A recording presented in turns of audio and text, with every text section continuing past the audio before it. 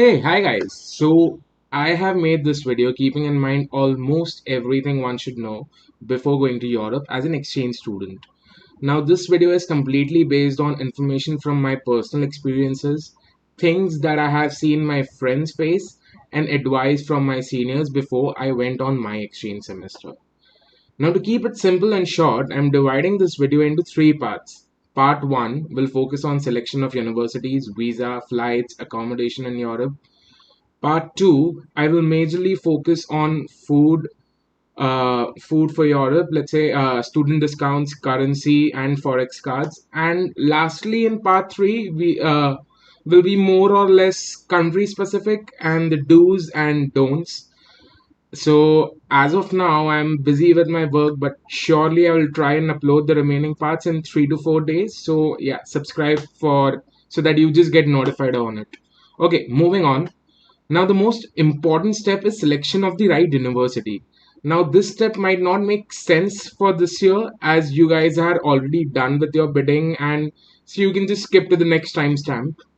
Now, selection of a university completely depends on whether you want an impactful name on your resume or whether you want a pretty chill university with no attendance or a university which meets both these criterias or whether you want a university with more seats so that you and your friends can be together with or the location of the university is a concern, and there are many other factors to consider as well. Now if you want, I can make a different video for the selection of university. Like, we can have my friends and all. I don't know, we can just arrange for a Zoom call or something. I don't know how, but yeah, we can help you out. Now, next most important factor is getting a visa. I've seen so many of my friends not being able to go for exchange or going late, almost missing out on 15 to 20 days just because they did not get their visa in time. Now, obviously, it was not their fault, although they had applied well in time, but the processing time was just insane. Okay, so my suggestion out here is to apply for it way before time. Maybe when you're in the final stages of your internship, that is when I applied for my visa and I got it in what, let's say in 10 days or something. Yeah. Now, the main reason being you do not have visa offices in most of the cities your B schools are, and mostly internship तुम्हारी metro cities में या उसके आसपास ही होने वाली है. So it's best you get your visas done then, and it's also a good idea to get it done from a travel agent because in that case, if you are yet unsure of your travel dates, accommodation तुम्हारा book नहीं हुआ है, you can still these travel agents can still help you get a visa because obviously for getting a visa you need your flight tickets to and fro both. Accommodation तुम्हारा sorted होना चाहिए. Now it's not going to happen कि इतना advance में तुम्हारा सब कुछ sorted हो. So yeah, a travel agent can help you do all of it. Now, especially for students who are going to France, there is this campus France करके which comes to the campus. वो usually late आते हैं, but then unfortunately there is nothing like you need to go with campus France. You need to have that campus France wala process. So at max, what you can do is ask your campus ka exchange team or your the forex team, whatever you guys call it, to like request them to come early on. Yeah, that is something that you can do. Next, as far as accommodation is concerned, one can rent out flats or stay in a student dorms or hostels as well.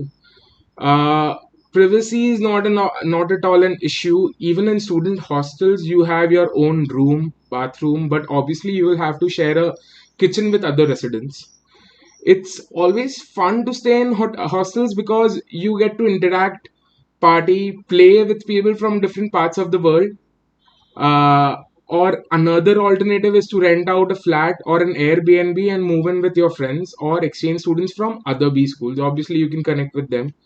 Now, make sure to get a good and a safe location that is well connected to your university, has supermarkets nearby, and in case of Airbnbs, you can negotiate and bring down the prices have a look at the contract. Basically ask the landlord to remove the cleaning and other charges by promising them to keep the house clean. हम खुद साफ कर देंगे, हम ये कर देंगे, हम वो कर देंगे. You can just negotiate. Basically you can negotiate for rental flats or Airbnbs. Now remember, do not pay any amount before you sign the contract or receive the apartment keys.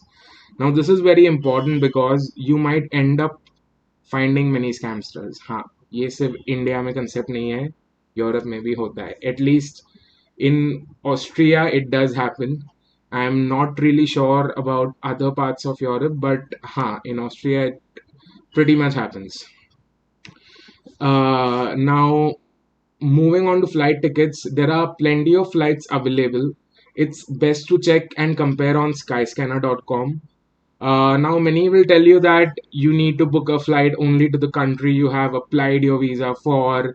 मतलब बेसिकली तुम्हारा student visa जिस country का है, तुम्हें उसका ही flight book करना है. Let's say मैं ऑस्ट्रिया गया था, इंसब्रुक गया था, तो मुझे ऑस्ट्रिया का ही फ्लाइट बुक करना पड़ेगा. मैं जर्मनी जाके ऑस्ट्रिया नहीं जा सकता. All of that is bullshit.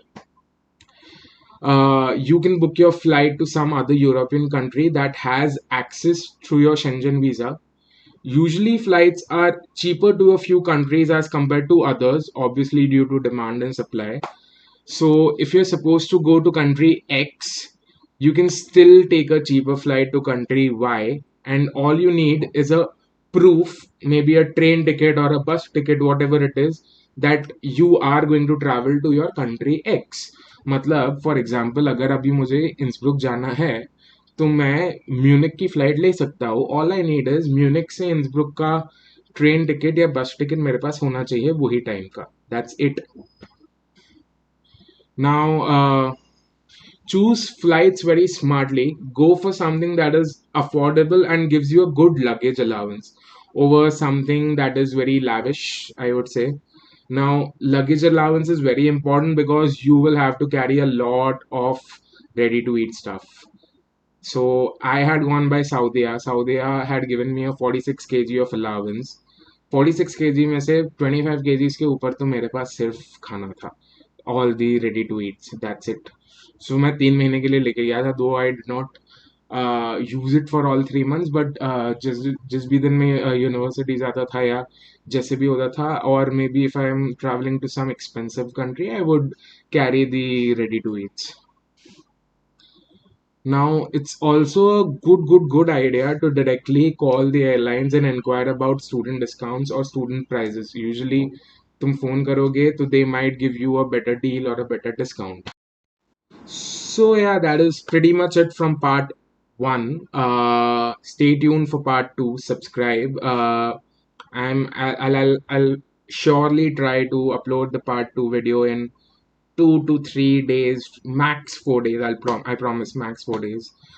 And yeah, so part two, mein, as I mentioned, we'll be talking about your food for Europe, basically your ready to eats, your URL pass, student discounts, your forex cards, which forex card could you go for, then your what next, your currencies and all of that. So yeah, stay tuned and bye bye.